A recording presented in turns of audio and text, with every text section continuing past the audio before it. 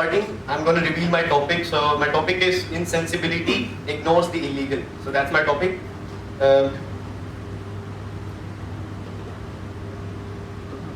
Now, should we treat women as independent agents just so they can take care of themselves?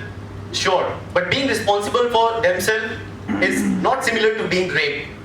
Women don't get raped just because they were wearing short dresses, they took drugs, they were drinking in the pubs. Clearly not the issue. They get raped because someone raped them.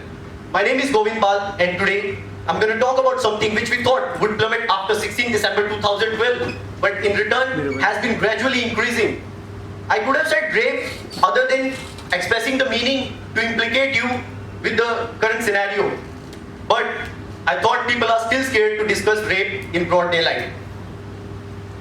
People have to understand the fact that to discuss any kind of crime, it's better to surface it in front of each and everyone so that you can make them clued up about the atrocities in personal. However, we are doing this kind of thing that we are letting our ignorant conduct to shoot in the arm for those barbarous, those callous infestation, feeding on the atrocities done by them and getting away with it every time.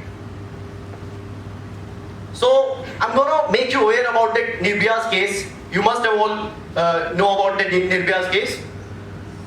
So see, justice is prerogative for each and everyone, but it is unacceptable when it is served late.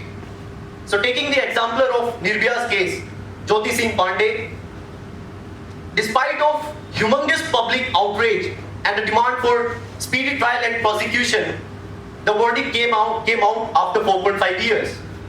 But the good thing that happened was death sentences were given to all the 5 culprits except the juvenile.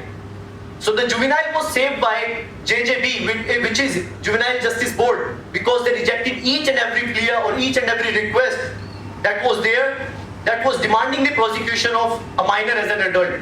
So that's a part of our legal system where the legal system structure is lacking.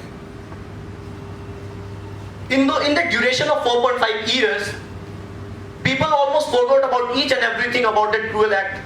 See, and the rape charge under section 375 Indian Penal Code clearly mentions that a non-consensual penetration of any orifice will be considered as rape.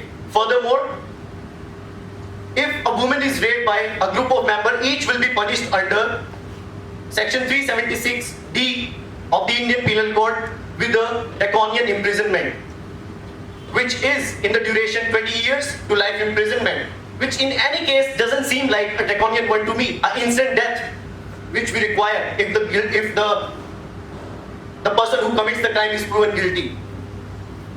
I don't know why it took them so long with so many, you can say, evidences, but clearly we are not the one to make amendments.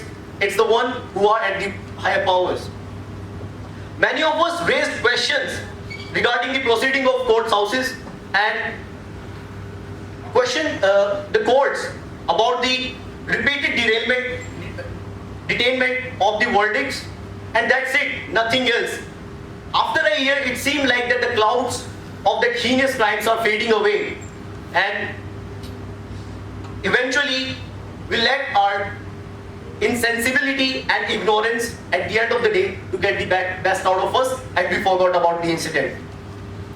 Many of such incidents happened, but we were too ignorant to pay attention towards them, because sharing something on social media for one day ain't gonna nothing do about anything. See? So it's our duty as a human being to keep the blaze alive until the justice is served. There is a case, suppose it would be so easy for the courts to come up with the verdict if the victims were alive, so that they could testify themselves.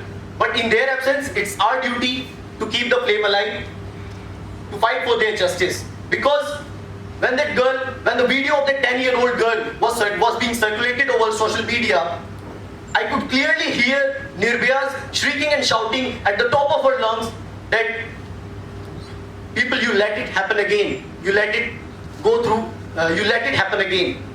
So These many of these crimes are still happening in the deep corners of our country, India. Nirbhaya, Unnao, Kathua are very few examples of reported crime. So, at last, I want to say that it's our duty to keep their voice alive. It's our duty to keep the support alive. So, can we? That's all from my side. Thank you.